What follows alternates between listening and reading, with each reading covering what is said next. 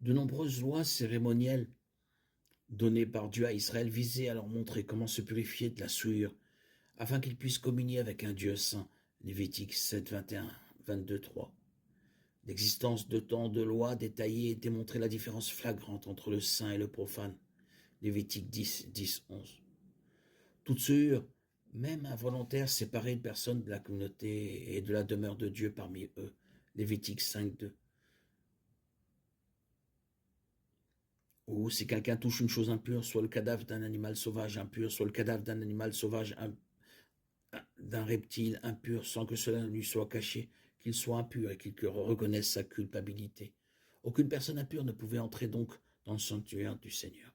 Nombre 19, 13. Chaque fois que des ennemis ou des Israélites rétrogrades profanaient le temple de Dieu par négligence ou par abus, Dieu le considérait comme souillé. Ézéchiel 23, 39. Malachie 2, 11. Personne ne pouvait offrir de sacrifice ou de prière acceptable avant que le temple n'ait été purifié de sa souillure. 2 Chroniques 29, 16. Lévitique 16, 20. Les prêtres devaient passer par un processus de purification rituelle avant de servir le Seigneur, ce qui indique que toute association avec le monde, de quelque manière que ce soit, entraînait une souillure. Néhémie 12, 30. Exode 29, 4. Sous la nouvelle alliance, les enfants nés de nouveau de Dieu sont habités par son Saint-Esprit. Acte 2, 38, Jean 3, 3. Notre temple est devenu son temple.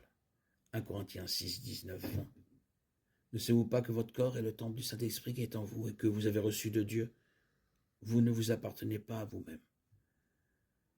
Lorsque nous nous souillons par le péché ou par la négligence du Seigneur lui-même, nous devons chercher à nous purifier en confessant nos péchés à Dieu.